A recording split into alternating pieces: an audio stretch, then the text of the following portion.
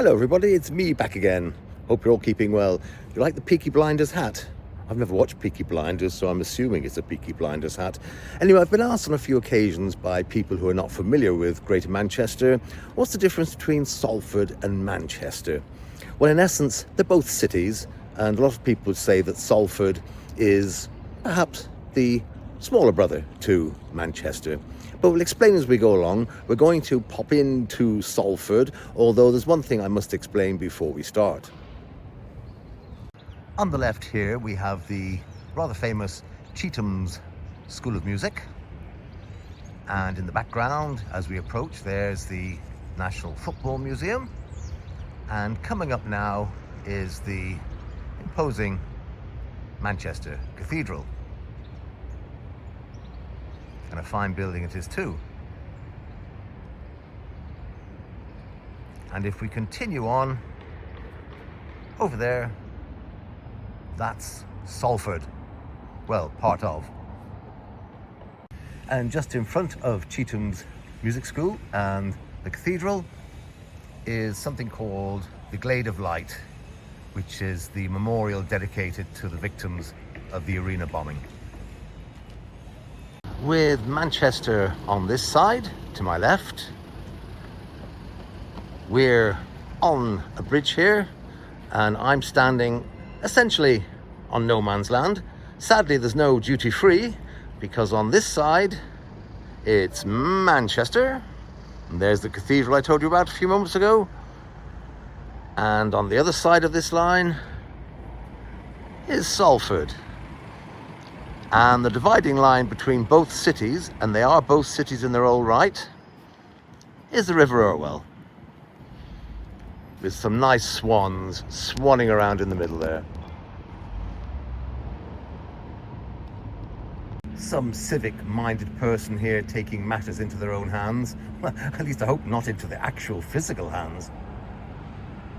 And as we start our Salford journey, this is 100 and 101 Salford. I may have to be corrected, but I think they're part of the former footballer's Gary Neville's financial activities. I'm not too sure whether War Pigs and Paranoid feature on the playlist. Interesting. To be honest, I do feel that the graffiti artists need to up their game. Not very interesting.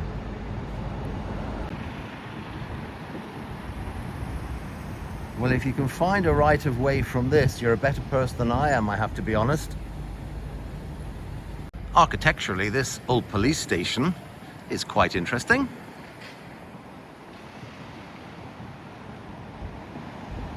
And as you get into old Salford itself, you do see some vestiges of fine architecture. And the perfunctory, what some of we older geezers would call Boris bikes. And here at the top end of Salford is the Sacred Trinity Church, rather old, famous one, overshadowed nowadays by all the modern architecture that has sprung up around it. And the Rover's Return, which has absolutely nothing to do with Coronation Street, which is filmed just up the road. Jeff Bezos and Mark Zuckerberg look away. This is one of the HMRC Leviathans based in Manchester. And then just behind me, I'll swing rather quickly, pardon the blurring, is the rather famous Lowry Hotel.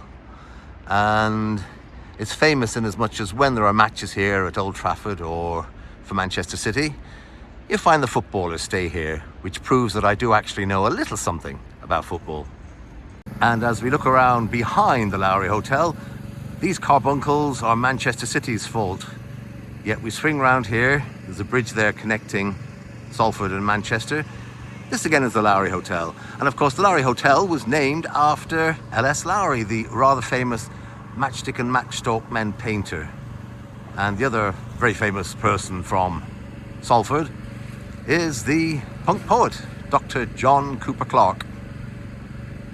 You could be forgiven for saying it's a little bit grim on the Manchester side, but then when all said and done, it's just the riverside, and Salford people can be quite smarmy that on this side they've got lovely railings and walkways by the river with some impressive new architecture.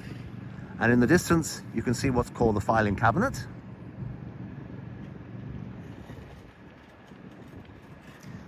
That is the central combined courts. If you fancy doing some egressing, this is the place to come to. Here's a better view of the filing cabinet, with in front of it the People's History Museum, which is quite a fascinating place. And as we pan around, we arrive at 1, which is Salford 1. And this is where all the UK's customs clearance documentation is checked and passed. And by that I mean everywhere. Oh, and a bus going past. You can't have a photograph without a bus going past. This particular area occupied by 1 is also called the New Bailey. My, how it's all changed over the years. I do wonder what people from years ago might have thought about this. Graffiti perhaps a little more upmarket, and here we have a failed set of stairways to heaven. Yes, mind the gap. The stairway was the way down to the rather famous local Mark Addy pub. And I do wonder, looking at this building, say you purchase a large, double American-sized fridge. I wonder how you get it to the top of this Leviathan.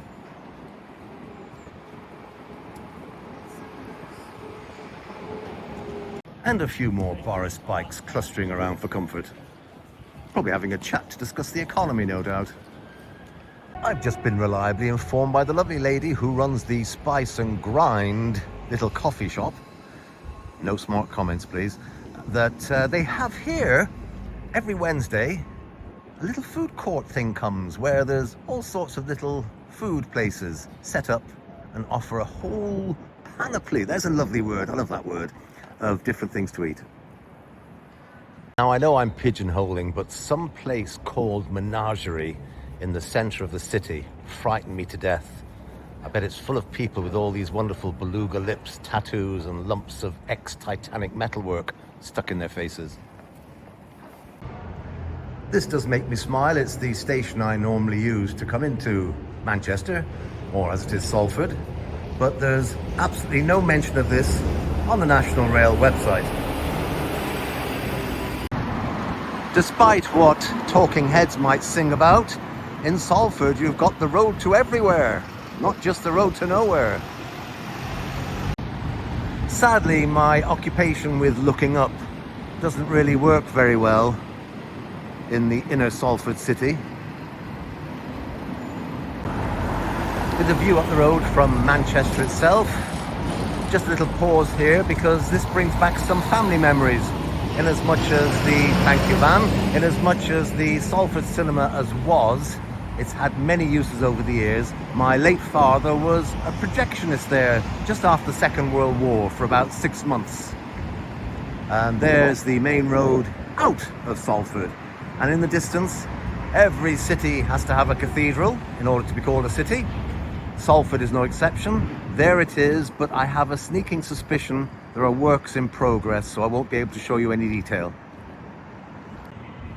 I know I'm dating the video by showing this, but isn't it lovely to see the daffodils, or at least I think they're possibly called nasturtiums, aren't they?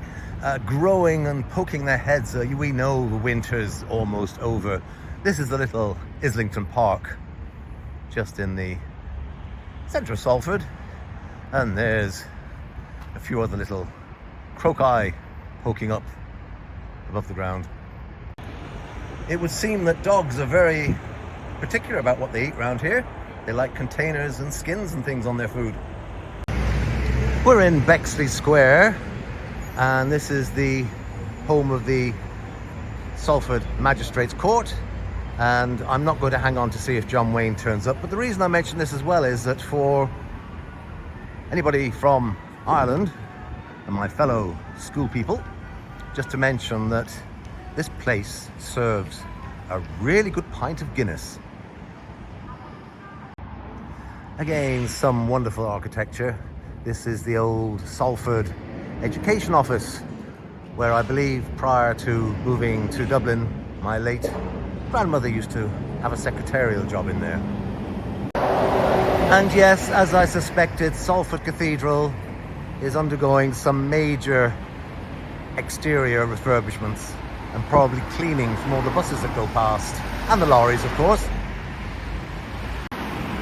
Come on now, be honest, what other YouTube channel, again, sorry, still tickled by calling this a channel, brings you Salford scaffolding?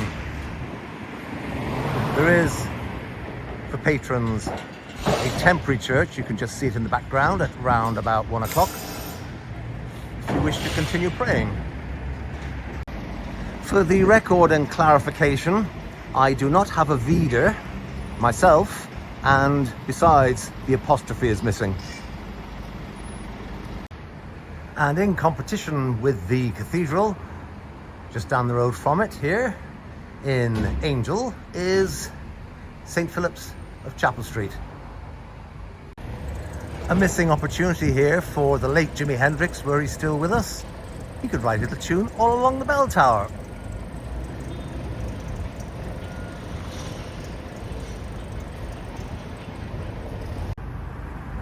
This is the original Salford Royal Hospital in all its magnificence, if you like that sort of thing, which has now moved some 2 miles up the road.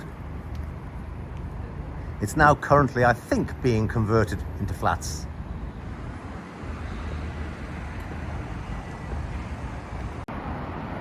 And this is one of the routes to the famous Salford Quays and Media City, which I'll be doing another day and joining it onto this. It's interesting that some 20-25 years ago, what you see here, just the building on the right and the building on the left, were all that were there, because the remainder behind, now buildings as far as the eye can see, was just brownfield site. It's quite interesting in that this rather large edifice is the head office of Solboy, which is the construction and housing business. And Solboy is owned by the Doan brothers, Fred and family, I suppose. And of course that's Betfred, the betting emporium. So it's nice to know that all the money you've spent in the bookmakers has gone towards producing these.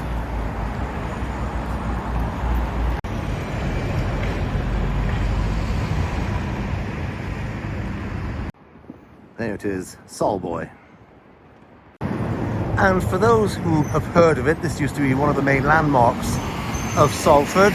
This is Salford Crescent, which is just opposite Salford University.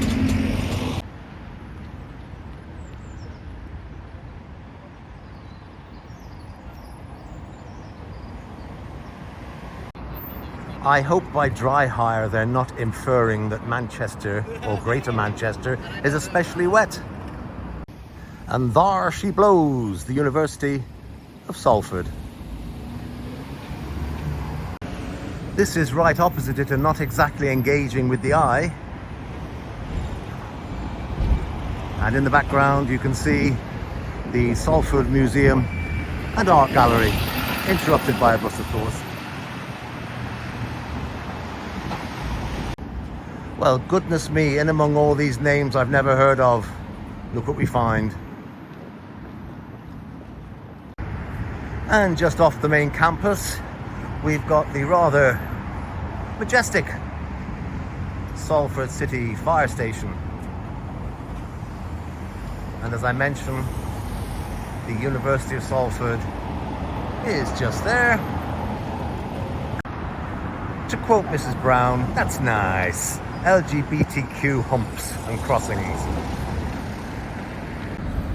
And there we have it, my little meander around Salford.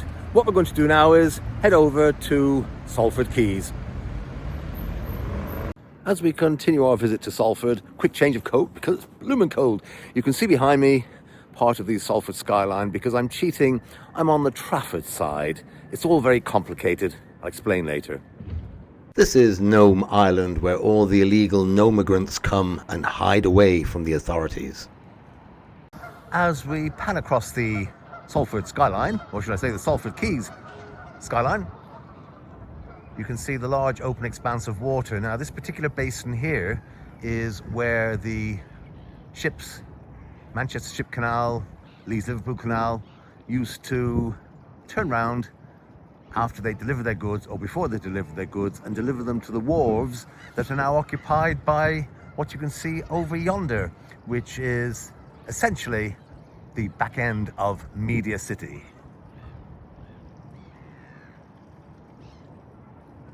In days of yore, this was an area of quite strategic importance economically, because the Liverpool-Leeds Canal traverses around here somewhere, and there's also the Bridgewater Canal, which is a little bit up more up that way. We've got the Irwell River, and of course the main one, the Manchester Ship Canal, which is the one that took the big ships in here to Salford from Liverpool. There's a nice day for a bit of sculling, or whatever you call it.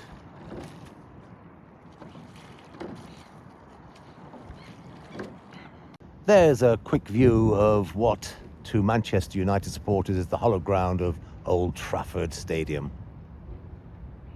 This was a venture that failed miserably because it was run by a pack of dogs who couldn't spell correctly.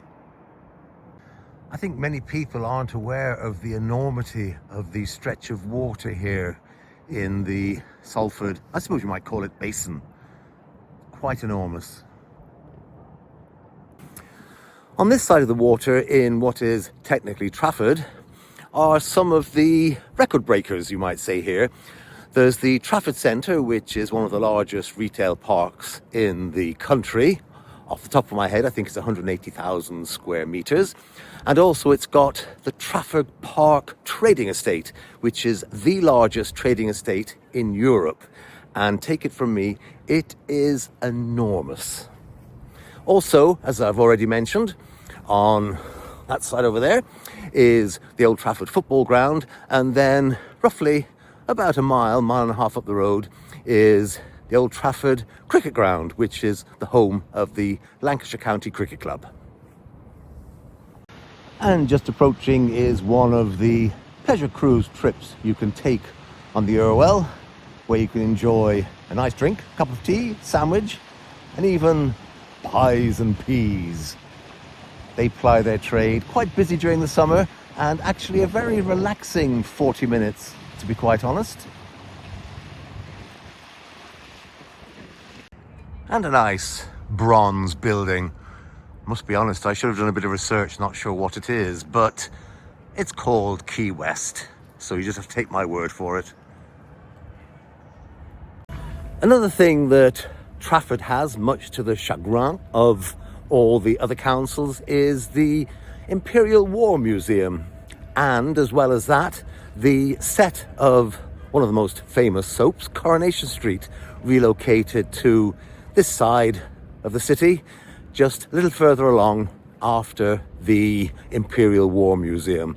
And here's the Imperial War Museum. Actually, I should really correct myself. This is the Imperial War Museum North.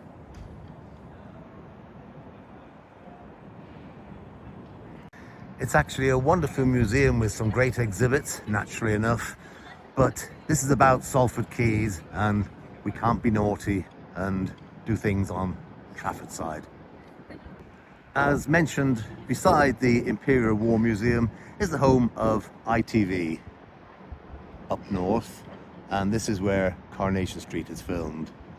But lo and behold, let's pan over and we can see the famous Media City in all its glory. That's the home of BBC North, and we swing around here and more of the buildings. A little bit more ITV over there, that's the newsroom. And there's more of the buildings in all their glory. Like many places, the likes of Canary Wharf in London and others, this particular area, certainly behind me, was nothing but rundown old warehouses and brownfield some 40 years ago. And it certainly has changed dramatically, like anywhere in the country, in fairness. And there you have it, the Coronation Street set. It's all behind the walls, of course. with opposite, back in Salford, the BBC. Right, let's get into Salford again. Right, up we go on the bridge connecting the Imperial War Museum and Media City, and over yonder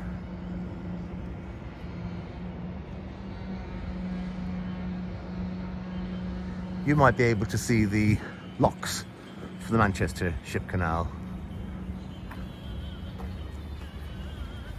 As I mentioned, a far cry from all those decades ago when there was absolutely nothing here.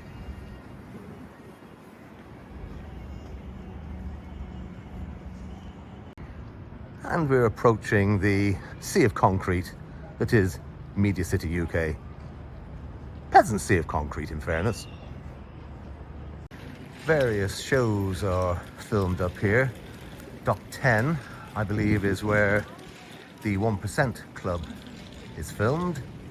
And they use the Lowry Theatre, which is a short walk from here, for the likes of Britain's Got Talent. Well, some talent.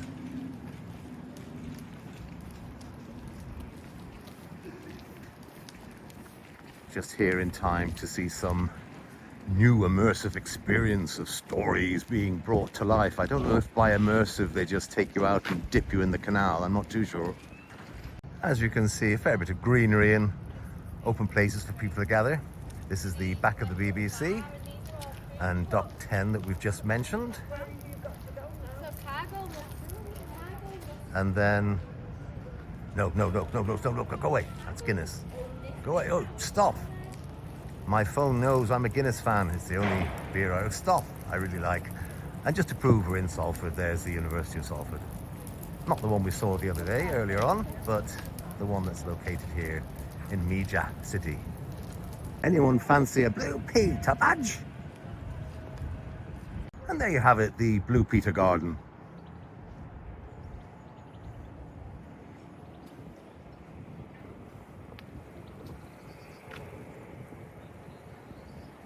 And no garden for Blue Peter is complete without Petra. Those of you old enough to remember. And a little memoriam to local presenter on BBC North, Diane Oxbury, who was sadly taken rather earlier than she should have been. She was a lovely presenter. And in this lovely little garden area, there's a location of one of the, I think it was 200, or was it 250, busy bees that sprang up in the city in locations some years ago. And there's a busy pigeon about to leave a message. I think that bee has got his eye on me, unless he's asking me to maybe get some of the bird seed down for him to have a nibble at. All the usual suspects are here if you fancy a bite of lunch, or in the evening a little bite of dinner. Pret a Manger, Seven Brothers, Wagamama, Prezzo. They even have some lovely antique crowd barriers dating back, I believe, to the early 1700s. I won't go in, but here we have Quayside, or known as the Lowry Shopping Centre. It's the outlet mall and has numerous shops there. And nowhere would be complete without a Millennium Bridge. And they've got a walkway here that connects over back to Trafford for those who wish to escape Salford. There's a front aspect of the Lowry, and they do have a good multitude of different productions on. As you can see here, we'll just walk up and have a quick look as to what's going on. Suitable for all ages. There's Pride and Prejudice, sort of, they call it. And always a list of what's going on. The Flying Dutchman, presumably he comes in by KLM. And the Magic Flute, presumably played by AI. And the one we saw earlier on in this video, Black Sabbath, the ballet. That fascinates me, I must be honest. And across the way, the hallowed ground of Manchester United.